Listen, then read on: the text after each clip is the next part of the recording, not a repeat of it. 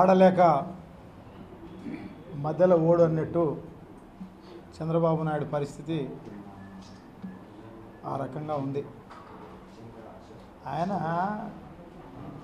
ఎన్నికల్లో మేనిఫెస్టోలో 2014లో అనేక రకాలైన కొన్ని వేల హామీలన్నీ ఇచ్చి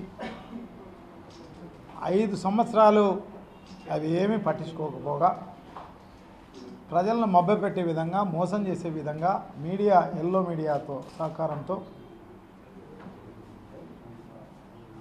ఆయన ఆ రకంగా మభ్యపెట్టే కార్యక్రమం చేసినాడు తప్ప స్వచ్ఛందంగా ఆయన ఏం చెప్పింటే అదంతా కూడా నెరవేర్చింటే ఈ పరిస్థితి ఉండేది కాదు. ఒక్క హామీ అన్నా ఆయన నెరవేర్చిన పరిస్థితి లేదు.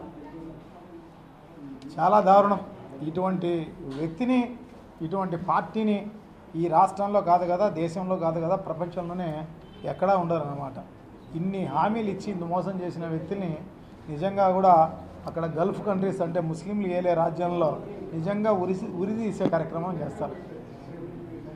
అటువంటిది ఇక్కడ ప్రజాస్వామ్యం నడుస్తుంది కాబట్టి అది కూడా ఏదో నువ్వు పోలీసు పహారాతోటి పోలీసు రక్షణలో తిరుగుతున్నావు తప్ప ఇంకో రకమైన కార్యక్రమం కాదు. నిజంగా కూడా మామూలుగా అయితే ఇన్ని హామీలు ఇచ్చిన వ్యక్తిని ఆ రకంగా చేయాలి. సో అది కాకపోగా ఈ రకంగా ఎలక్షన్స్ దగ్గరికి వచ్చిన ఉద్దేశంతో అవన్నీ మర్చిపోతారులే, ఎల్లో మీడియా ఉందిలే అని చెప్పేసి అవన్నీ చేసినవన్నీ మర్చిపోతారులే అని చెప్పి ఆయన మభ్యపెట్టే కార్యక్రమం లాస్ట్ 2-3 మంత్స్లోనే చేసే కార్యక్రమం చేయడం జరిగింది అనమాట. అన్నా క్యాంటీన్లు మొదలుపెట్టడం జరిగింది. అన్నా క్యాంటీన్లని గతంలో ఎన్నికల్లో చెప్పినారు, అది లాస్ట్ 2 మంత్స్ చేయడం జరిగింది. పెన్షన్ 2000 రూపాయలు చేయడం. సో ఈ రకంగా చేసినాడు తప్ప ఇంకో రకమైన కార్యక్రమం కాదు. నిజంగా ఆయనకు చిత్తశుద్ధి ఉంటే ఇవన్నీ కూడా చేసి ఉండాలి. ఆయన హామీలన్నీ అవన్నీ చేయకపోగా లక్షల కోట్లు దిగమింగడం కోసమే ఆయన ముఖ్యమంత్రి కావడం జరిగిందనమాట. బడ్జెట్లో ఉన్న ప్రతి సంవత్సరం వచ్చిన 1,50,000, 1,60,000 కోట్ల రూపాయల బడ్జెట్, అదే కాకోకుండా 2,25,000, 2,50,000 కోట్ల రూపాయలు ఆయన అప్పులు చేయడం జరిగిందనమాట. సో ఆ డబ్బులు అంతా కూడా చంద్రబాబు జోబులేకే పోయినాయి తప్ప వేరే కార్యక్రమమే లేదనమాట. సో ప్రజలందరూ కూడా గమనించినారు.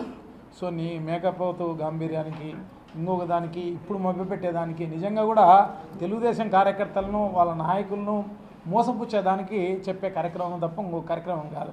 140, 150 సీట్లు వస్తాయంటే అట్లా నమ్మి ఈ ఏదన్నా పందాలు గిందలు కట్టే కార్యక్రమం చేస్తారు. నిజంగా నష్టపోతారన్నమాట వాళ్ళందరూ కూడా. సో ఆ రకంగా వాళ్ళను కూడా ముంచేద్దామన్న ఉద్దేశంతో నేను చెప్తాననేమో కానీ నిజంగా కూడా అది ఆయన ఓటమి. నిజంగా కూడా రాజశేఖర రెడ్డి గారి కాలంలోనే అంత మంచి పరిపాలన అందించిన రాజశేఖర రెడ్డి గారికి 2009కి వచ్చేపాటికి 4 సీట్లు ఎక్కువ ఇవ్వడం జరిగిందనమాట. యాంటీ ఇన్కంబరెన్స్ అనేది అంత పెద్ద ఎత్తున ఉంటుంది. అంత మంచి పరిపాలన అందించిన రాజశేఖర రెడ్డి గారికి అటువంటి ఉన్నప్పుడు ఏ ఒక్క హామీ కూడా నెరవేర్చని చంద్రబాబు నాయుడు పైన నిజంగా ఇంత అవినీతి దుర్మార్గమైన పరిపాలన అందించిన చంద్రబాబుకు ఎటువంటి రిజల్ట్ ఇస్తారు ప్రజలు? సింపుల్, మామూలుగానే. సో అంత దారుణంగా ఓడిపోయే కార్యక్రమం జరుగుతుందన్నమాట.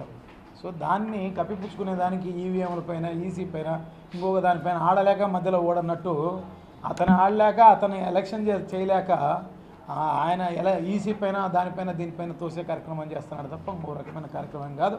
తప్పకుండా జగన్మోహన్ రెడ్డి గారు దూరదృష్టి గల నాయకుడు, మాట ఇస్తే మడమదిప్పని వ్యక్తి. ఖచ్చితంగా నవరత్నాలు ఏదైతే చెప్పాడో ఎక్కువ హామీలు కూడా ఇవ్వలేదన్నమాట. ఆయన 9 హామీలు మాత్రమే ఇవ్వడం జరిగింది. ఆ 9 హామీలు చిత్తశుద్ధిగా చేస్తాడని చెప్పేసి ప్రజలందరూ కూడా నమ్మకం, విశ్వాసం. సో తప్పకుండా దూరదృష్టి గల నాయకుడు. ఈ రాష్ట్రంలో మేలు జరగాలి, ఈ రాష్ట్రానికి మేలు జరగాలి, ప్రత్యేక హోదా వస్తే మేలు జరుగుతుందన్న గుర్తించిన ఏకైక నాయకుడు కూడా జగన్మోహన్ రెడ్డి గారు అనమాట.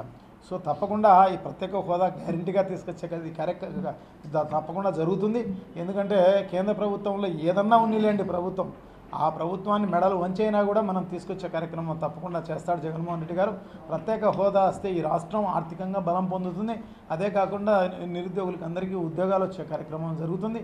సో ఇదే కాకోకుండా నిజంగా కూడా ఈరోజు పేపర్లో చూస్తే వర్షాలు కూడా బాగా పడతాయని చెప్పేసి చెప్పడం జరుగుతుంది. అంటే జగన్మోహన్ రెడ్డి గారు ముఖ్యమంత్రి అవుతారు అని అర్థం అనమాట.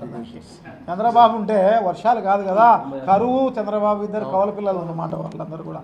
సో మంచి వర్షాలు వస్తున్నాయంటే శుభసూచకం, జగన్మోహన్ రెడ్డి గారు వస్తున్నారని చెప్పడానికి శుభసూచకం అనమాట. సో తప్పకుండా ఒక మంచి పరిపాలన వస్తుంది. దూరదృష్టి గల నాయకుడు, మంచి గ్రిప్ ఉన్న నాయకుడు. ఈ రాష్ట్రంలో ప్రతి ప్రాంతం పైన గ్రిప్ ఉంది ఆయనకు. సమస్యలన్నీ కూడా తెలుసు ఆయనకు. ప్రతి మనిషి యొక్క సమస్య కూడా తెలుసు ఆయనకు.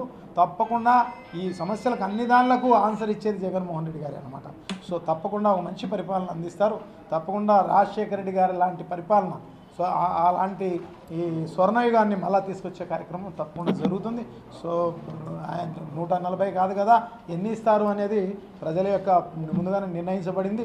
సో డెఫినెట్గా ఒక మంచి లీడ్ తోటి, దాదాపు 130 పైనే సీట్లతోటి జగన్మోహన్ రెడ్డి గారు అధికారంలోకి వచ్చేది గ్యారంటీ.